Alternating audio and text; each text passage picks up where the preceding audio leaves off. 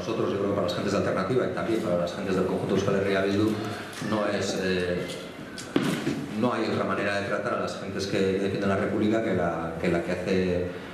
la alusión al compañerismo, porque quizás hay una memoria histórica que nos ha unido, que nos unió hace 70 años en la lucha contra el fascismo en el Estado español, y que de alguna manera, por lo menos, es lo que intentaré en los 12 minutos estos cronometrados que tengo, intentaré poner encima de la mesa, porque también es cierto que hay diferencias. Quizás, por ser sincero, la primera diferencia viene con la propia bandera, ¿no? No oculto que dentro de Euskal Herria Bildu puede haber un cierto nivel de controversia con la bandera por cuanto pueda primar la identidad o el símbolo. A mí el símbolo, y es mi caso, y de mí hablaré, me inspira un símbolo de resistencia, me inspira un símbolo de lucha por la democracia y una bandera bajo la que militaron y combatieron contra el fascismo, y me prima eso mucho más que el que sea la bandera, aun cuando sea una forma de Estado más democrática que la que soportamos, y un Estado del que queremos dejar de formar parte. Ese elemento inicial, yo lo que he preparado es algo que, como soy el primero, quizás me da una cierta ventaja, porque si hubiera hablado del último, ponerme a hablar ahora del contexto internacional y un poco de dónde se puede imbricar la lucha republicana, o de dónde puede tener cierto sentido, si es que lo tiene, lo iremos viendo luego, la República Federal Española, pues sería más complicado. Y yo creo que en el contexto, yo creo que cualquier lucha política, cualquier línea de avance en el terreno político tiene que tener en cuenta el contexto y el marco en el que actúa, es decir, el tiempo y el lugar. Yo creo que el tiempo es un tiempo que viene marcado por dos elementos fundamentales. Uno es la desdemocratización de las estructuras estatales, es decir, vivimos tiempos en los que la democracia es un elemento perseguido por la voracidad de lo que se llaman los mercados, un tiempo que determina que la economía tiene que marcar la agenda de lo político y no lo político de la economía, y es un contexto que también afecta a cualquier lucha política, también afecta a nuestra lucha por la consecución de un marco nacional propio en Euskal Herria, pero que también afectaría a la de la transformación de un Estado como el español en un Estado más democrático, por cuanto iría en contra de la lógica de los tiempos. Si la lógica de los tiempos es la desdemocratización, es decir, el poder transnacional por encima del poder nacional, pues parece que por lo menos el nivel de adversidad crece. Y el otro elemento tiene que ver con las interdependencias. Cada vez más, y eso quizás en los lugares donde existe un cierto pulso de reivindicación nacional estamos más acostumbrados a verlos, se nos comenta para señalar la dificultad de nuestra materialización de la agenda política y de nuestra capacidad de hacer real nuestro objetivo, que este es un mundo interdependiente, que cada vez es un mundo más globalizado, donde las soberanías son más compartidas. Eso también probablemente sea cierto por el poder de lo que he señalado antes, de la desdemocratización y del poder de la economía, sobre todo la financiera y especulativa, sobre todas las áreas de la sociedad, y a partir de ahí también puede parecer una lucha contra la realidad la que nosotros planteamos cuando planteamos precisamente la generación de un marco nacional propio, de una estructura de Estado-Nación, y ya sé que alguien podrá decirme que son formas obsoletas, pero como he dicho antes, que vivimos en un escenario de desdemocratización, también podré decirle yo que un escenario que avanza hacia la desdemocratización, pedir más democracia en un Estado como el español, que se jacta de votar consecutivamente a un presidente como Mariano Rajoy, tampoco parece un escenario muy anclado en el terreno de lo materializable, al menos en el corto plazo. El otro marco es el estatal, y ese viene atravesado por una triple crisis desde nuestro punto de vista. Es la crisis económica, no es el objeto de la charla y me voy a comer sino todos los minutos, o sea que creo que la entiende todo el mundo, todo lo que ha supuesto este nuevo ciclo económico en lo que tiene que ver con precariedad y con pérdida de calidad de vida y de dignidad de las personas. Luego tiene que ver con la crisis de valores asociada a la cierta institucionalidad de las propias estructuras del Estado, es decir, la desconfianza en la judicatura, la desconfianza en los órganos políticos, la propia desconfianza en la política, como en los políticos y en las políticas como sujetos para la mejora de sus condiciones de vida. Y la tercera es la territorial. De esas tres, y en la institucional entraría también una de las instituciones regias, o institución regia, que sería la monarquía. Por desgracia, y la otra es la territorial, que es la que sigue abierta con Cataluña. Como digo, por desgracia, la primera y la segunda, la económica y la institucional, digo por desgracia, creo que están más o menos resueltas por el Estado español o por los poderes actuales del Estado español, más allá de vuestra buena voluntad, que comparto y que comprendo y apoyo. Porque el debate que se daba hace 2 años en torno a la sucesión dinástica de Juan Carlos por Felipe es un debate que sacó a la calle a miles de personas, y es cierto, es un debate que pudo generar una cierta relación de confrontación menos equilibrada entre partidarios y detractores de la República frente a la monarquía, pero que por desgracia con la consolidación con la instalación en el poder de Felipe ha vuelto a reforzar las tesis monárquicas en el Estado español, desde mi punto de vista. Y en el terreno nacional, yo creo que eso el terreno nacional de Euskal Herria para que se me entienda, yo creo que eso genera esta suma de factores, junto con otros propios, como el cese de la violencia y otros que no eludo, yo creo que generan un cierto estado de ánimo y un cierto transitar que pasa por el letargo y que pasa por una mirada, en nuestro caso, envidiosa, no sé si sana o no, porque hay quien dice que la envidia sana no existe, hacia lo que está pasando en Cataluña y su pulso para con el Estado español. Ese es el marco, y en ese marco yo creo que es donde hay que plantearse las preguntas que la mayoría de la gente se pregunta. ¿Hay mayorías para una república federal? Supongo que cuando se habla de república federal, yo defiendo la República Vasca, la Euskal República, o incluso la Euskal Confederación, porque habrá quien dentro de nuestra casa plantee si para con Nafarroa tenemos, o con Iparralde tenemos que ser una confederación o una federación, que en cualquier caso, aceptando que el marco por el que yo aspiro es un marco nacional propio, que sería la República Vasca, aceptando o poniéndome en el debate que se sitúa, que es entiendo, el marco de la República Federal Española, yo creo que la primera pregunta es plantearse si hay mayorías. Yo, sinceramente, y no pretendo echar un jarro de agua fría a nadie, pero yo siempre he sido minoría o siempre he acostumbrado a defender causas que tienen bastante complicado hacerse mayoritarias. Por fortuna, de vez en cuando hay alguna que sale y así no se desanima del todo. Por lo tanto, no lo digo con ánimo de desanimar a nadie, pero creo que no existen mayorías, por lo menos muy evidentes, en torno al avance hacia una república federal. La otra es qué tipo de república federal. Porque se puede ser una república y ser una estructura nada reconocedora, por ejemplo, de la plurinacionalidad. Ahí tenemos a Francia y lo que le ha costado avanzar en el reconocimiento de la plurinacionalidad o de la especificidad vasca para con Iparralde. Y se puede ser una estructura federal sin necesidad de ser una república. Es decir, una monarquía puede avanzar hacia un proceso federalizante. Pudiera, de hecho ha sido una de las lecturas que históricamente se ha dado al Estado español en la década del 90 y de los 2000, definir el actual Estado autonómico como un estado de transición o avance progresivo hacia lo que ya en la práctica y por los niveles de descentralización y de autogobierno de las comunidades autónomas podría asemejarse a repúblicas federales, pues digamos, conocidas del entorno, ya fuera Europa, ya fuera la Confederación Helvética de Suiza, etcétera. Y yo creo que esas dos realidades están ahí. Y hay otro elemento que para mí es definitorio de cómo las gentes que aspiramos a construir un país propio, pero que no somos ni sordos ante las realidades vecinas, ni insolidarios ante luchas que puedan ser justas o que puedan mejorar incluso las condiciones de vida de nosotros y nosotras, en tanto en cuanto no conseguimos salirnos de ese marco porque no conseguimos las mayorías políticas suficientes para tener el propio. Yo creo que la pregunta que hay que plantearse es: ¿esa República Federal cómo se quiere construir? Yo creo, y eso es algo que alguno que está en la mesa sabe, porque lo he defendido en más de una ocasión en organizaciones en las que hemos militado juntos, que no hay otra salida que la de la unión libre y voluntaria de las partes y el proceso construido de abajo arriba a través del proceso de autodeterminación. Porque si no, podremos avanzar hacia un marco aparentemente más democrático, una República Federal. Nadie duda que puede parecer un marco mucho más democrático que el actual Estado autonómico o monarquía parlamentaria, pero seguiremos sin resolver la ecuación de los conflictos nacionales. Y yo creo que tampoco es muy acertado plantearse la República Federal como el punto de encuentro de los abertzales y de los no abertzales, o de los soberanistas y los no soberanistas. Porque quien cree, en función de sus análisis, o de su propia identidad y de respeto a la propia identidad, que se necesita un Estado-nación propio, es decir, un avance total hacia la soberanía, podrá entender qué marco le viene mejor o peor. Yo soy consciente de que el gobierno de Mariano Rajoy hace bueno, salvo el gobierno de Aznar, casi a cualquier gobierno anterior, porque al gobierno de Felipe González tampoco, y entonces ya empiezo a tenerlo complicado, porque me tengo que ir a 36, y ahí es donde me nace el sentimiento de afecto y de cariño hacia los republicanos del Estado español. Pero, como digo, si no nace de abajo arriba, si no nace de la voluntariedad de las partes, de que cada parte decida si quiere o no quiere estar, yo creo que será un proyecto fallido. Y nosotros en ese recorrido, en el recorrido hacia el poder decidir, hacia el derecho a autodeterminación, o al derecho a decidir que se llama ahora, nosotros creemos que hay que compartir espacios de, no de convergencia, para que tampoco suene a nada más ambicioso que lo que es un transitar conjunto, con diferentes opciones políticas, con opciones políticas que no tendrán por qué ser de izquierdas, pero con opciones políticas, con siendo de izquierdas, no tendrán por qué ser soberanistas o por lo menos apostar por la construcción del Estado nacional propio. Y yo creo que ese es el desarrollo. Ahora bien, si lo que se nos plantea es otro modelo de construcción federal que se basa en una reforma estructural de lo que hay ya para desde arriba hacerlo y con un cuerpo electoral que sea el mismo que reconoce el Estado español, por ejemplo, para con Cataluña, será complicado.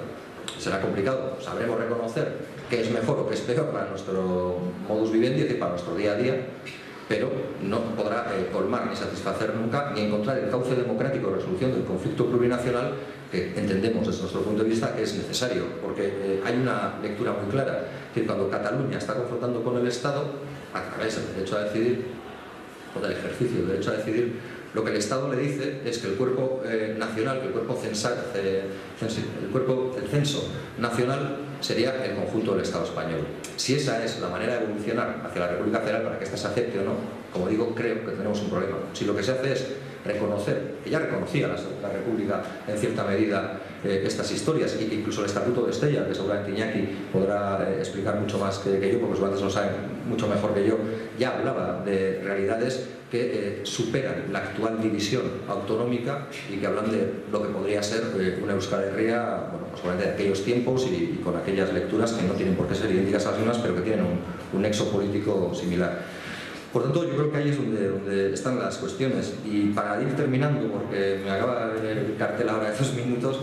yo lo señalaba, yo creo que se pueden buscar qué luchas podemos compartir. Si es la lucha de más democracia y la lucha de más soberanía, no tendremos ningún problema ni en alternativa ni en Euskal Herria Bildu en coincidir con quien haga falta. Creemos que las consultas de Gure Esku Dago son una magnífica oportunidad para pasar de las palabras a los hechos, para hacer del derecho un hecho, y yo creo que eso es lo importante, porque todo el mundo sabe que las consultas de Gure Esku Dago no son decisorias, porque la propia plataforma Gure Esku Dago no las plantea como un elemento que al ser decisorio va a determinar qué se va a hacer en función de lo que votes, sino que lo que pretende es que se normalice, que se ponga en práctica el derecho del derecho a decidir, es decir, que se pase del derecho al hecho. Y yo creo que ahí es donde nosotros creemos que también se pueden buscar esos escenarios. Y termino con una cuestión que tengo aquí apuntada para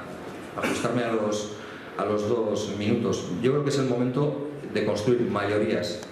en base a la legitimidad por encima de los frenos de la legalidad. Y los frenos de la legalidad que sufre probablemente el movimiento republicano o los republicanos y republicanas del Estado español es un freno de la legalidad que también sufre, por ejemplo, quienes defendemos que Euskal Herria tiene derecho a decidir libre y democráticamente lo que quiera ser, y que aceptaremos el juego o la expresión final de cualquier referéndum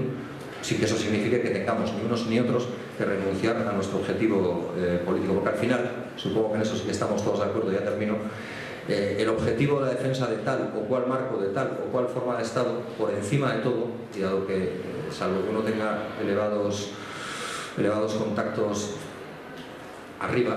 pues será vivir mejor y hacer que la gente viva mejor, será garantizar mayores cotas de dignidad y bienestar para su entorno, para la realidad en la que vive y para la realidad que probablemente, porque ha nacido ahí, ha aprendido a querer o ha decidido querer. Y esa es, de alguna manera, la cuestión que a nosotros nos mueve fundamentalmente también a la hora de buscar una apuesta por el soberanismo. No de encerrarnos en nuestra identidad, sino desde nuestra identidad o desde la identidad que estamos construyendo y que es mutante, es decir, que cambia, porque cambia la fisonomía de la población vasca, construir un país inclusivo, un país que dote de más dignidad y de una vida digna de ser vivida para todos y todas. Si estaríamos convencidos de que eso no se podría hacer en el marco nacional propio que defendemos, probablemente tendríamos un problema, pero a día de hoy, viviendo, aunque solo sea juego de contraespejo lo que nos ofrece el Estado español y las sucesivas mayorías que se empeñan y se obcecan en sacar en el Estado español, pues creemos que por ahí, que por la lucha por eso podemos tener una vía más accesible para eso que he planteado. Creo que he sido bastante explícito, es decir,